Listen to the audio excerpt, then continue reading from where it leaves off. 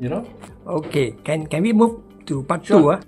Important day is the opening of the second meeting in Parliament. So many things were debated. Can you sum up, because you're also part of some committee that actually involved in that? Yeah. So important thing for us is this. The most important thing, and one of the reasons why I'm still an MP, you know, haven't resigned yet, haven't moved out, whatever, right, is because we got two very important constitutional amendments coming up. Constitutional amendments in Malaysia require 2/3 majority, which means 148 MPs need to support it in order for it to pass. And the very important one is not the Prime Minister term limit of 10 years is very important. This to prevent future Prime Minister becoming a dictatorship. That one, nobody got issue. Some of them are asking, you know, make sure Prime Minister is not Finance Minister, but it's a separate matter. It shouldn't conflict with the issue of the Prime Minister must only have 10 years. Okay? That one, everybody sokong, except for the opposition. Right? The big problem is the Attorney General powers are supposed to be transferred to the Public Prosecutor. For all criminal matters, Public Prosecutor should be independent from the Attorney General. Attorney General remains as an advisor, legal advisor to government contracts, anything civil. Criminal must give out to the Public Prosecutor. That law that they produced, the last sitting, was badly drafted. Let's be very clear about this. That's why the 10 samurais, we already objected earlier. Asked the government go back, redraft it again. So today, the first day of Parliament, guess what is on my table? So I spent the first 3 hours reading it. Why were you not given in advance? No, they always table the document. Well, they put on your table. It's considered very lucky we got it now. Usually they put like 3 days, then try to ram through the law. Okay? So consider lucky because they already tabled the original version, which is very badly drafted, which we objected. Now they put the new amendments. Guess what? The new amendments are also not fantastic. So the morning is spent talking to my officers, my interns, preparing for a analysis and preview of the entire laws that are being proposed regarding the transfer of powers from Attorney General to Public Prosecutor, right? And we're going to issue a press statement tomorrow, so we're working on that one. Great. But just now I had to go and attend the China Forum. Okay. Yeah, because I'm chairman of Foreign Relations. So I'm not in the hall debating certain laws. I'm at the China Forum, very important, right, to discuss the future of Malaysian trade and geopolitics with China. Wow. Yeah. So that one we had a Chinese professor, we had Professor Wu Wing-tai, who's very famous. Yeah. Then we had a former ambassador, ambassador to China, who was also there giving his point of view. I also, of course, have to take part. I'm going to give some comments and all that. So that's primarily where we are today. Tomorrow is going to be a different day. Tomorrow I'm super busy because I have an actual parliamentary select committee hearing where I have to chair as the chairman. That will take 2 to 3 hours. But as usual, this morning 8:30 already start work already. Wow. It's normal, Today, Oh, you were at the there's a protest going on. I went to the protest, the Gajah protest for a short while. But I had meetings with NGOs, famous academics, for breakfast to talk about the reforms that the government need to do. Right? Then rushed to Parliament for 10 o'clock opening session. Stopped by, went to take picture with the NGOs, the Gajah NGOs. Yes. Go into Parliament, have a discussion with Hassan Karim, who sits next to me. Read the bills, 2-3 hours, have lunch, rush to the China Forum. Now with you lah. Alright. So fortunate. We are so fortunate, Richard. Okay. You know, so but later we should end the day by about 6-7 o'clock lah. Normally it's like that lah. Sitting days. We are given 4 o'clock now. It's 4:30 already. Yeah, already 4:30, a bit late already. Yeah. You're really working down the clock for us. No, it's normal. I have another meeting later with several MPs, and we're still drafting our press statement for tomorrow. Yeah. To me, there's nothing more important than the constitutional bill, this particular sitting. There are many laws being tabled, but the laws are superficial, minor. Minor laws. They're not that important. Since you have another meeting, there is no part 3. I'd like to thank you together with Richard for your time given to us. And also, I open up to my group. There are some questions actually. Okay, please ask away. But there are some questions not directed to you. It's directed to our Adun MP. So I just say, please do not channel a question that is directed to your MP or your Adun to another MP. That's not good lah. Huh? So I think I will leave it to them. Yeah, so I record this purposely to let them know that I did not hide. I bring it out. Okay. So it's up to them. Okay. Richard is our ex-councillor. Okay. He for YB, since you mentioned local government, could you perhaps briefly just say what is the status of that? Okay. You remember that all the Pakatan parties came into office promising to restore local government Elections. and later it became local governance or making local governance more democratic and so on. But basically nothing has been done on this score. And I feel it is very sad and shameful, for this country not to have local elections since 1966. Despite all the promises, even Tunku said that this is temporary because of Indonesian confrontation, Yeah. which ended in 1967. Yeah.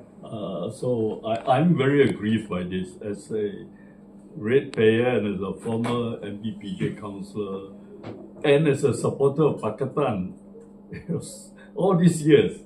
Perhaps just some brief comments. Thank you. Okay, thank you. Actually, local government should only require 51% approval.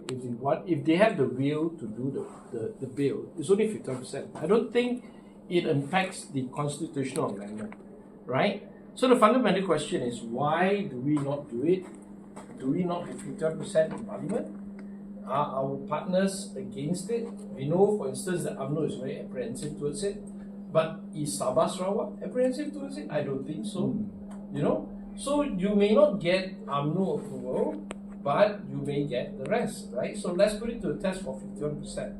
But the drafting hasn't started. The will is still missing. But as you pointed right now, we do need the local government election. There are components out there that say it's a racial issue. Maybe it's in certain areas you might get non-Malay mayors and all that kind of thing. I don't think so. In urbanization data that tells you the Malay community is larger than the non-Malays in urban centers. And the local government that is really, really important are the big centers like KL, like PJ, like Subang, Shah Alam. All these are big governments that budget is bigger than Perlis, even bigger than Kedah and Kelantan. Right? So I think people need to get over it, or at least the government should do a white paper and publish what is the racial breakdown and not perpetuate something that is not true or not based on facts and data. Right? Because ultimately it's about accountability and it's about transparency.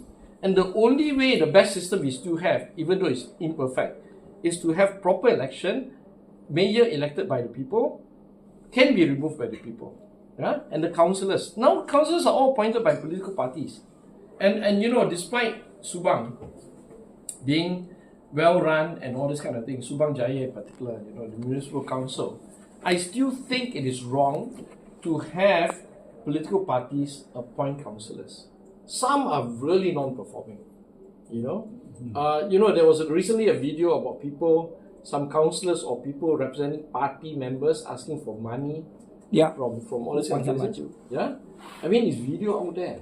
So we cannot let this happen. Because people's most direct reaction in government is actually local government. Because it affects them. You would know that Professor Wong did extensive studies on this. And he pointed out that most of our urban centers are Malay majority. He worked out the numbers. I remember only 2 or 3 of all the major cities have non-Malay majority. No, that's what I'm saying. So that is a boogeyman, this thing about the ethnic thing. But and also, how is it that Sabah and especially Sarawak have been able to have multiracial city administration, mayors, staff, councillors, multiracial, they serve every community without any problem. You can walk into a Miri City Council and speak Hokkien and they will attend to you. Basically, there's a big disconnect here. No, that's what I'm saying. I mean, it's better that the government itself, through a white paper or some document, publish the actual data that Wong Chin Wat talked about, right? It's not good enough for Wong Chin to say, my data shows this. It's better for the government to ease the concerns of Malays and non-Malays that these are the real data. I'm sure Shah Alam has a Malay majority, for instance. Even in Subang Jaya, it could be 50-50, between Malays and non-Malays, right? Yeah, it could be the case also in PJ, right? Maybe in downtown KL near Bukit Bintang, there are more Chinese than Malays.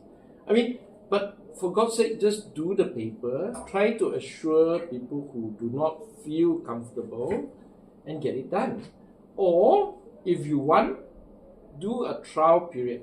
For instance, right? Do it in Kelantan. The Kota Baru, I'm from Kota Baru. Doing Kota Baru is 98% Malay. But why shouldn't they have an elected mayor? Of course they should, right?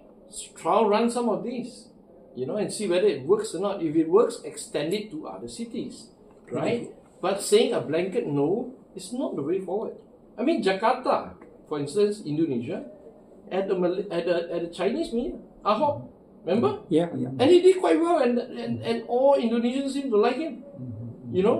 So it shouldn't be like Malaysia should be much more progressive, much more open-minded. But if there are deep fears about certain things, let Parliament do the white paper. In fact, the late Menteri Besar Tan Sri Khalid at one point mooted a pilot project. 3 places, right? In Petaling. Subang Jaya, PJ, and Shah Alam. I was there. I remember. I remember. That was stillborn. I know. I remember that one. So I really don't know where this. It's one thing to fear monger. It's another thing to have actual data and facts. Okay.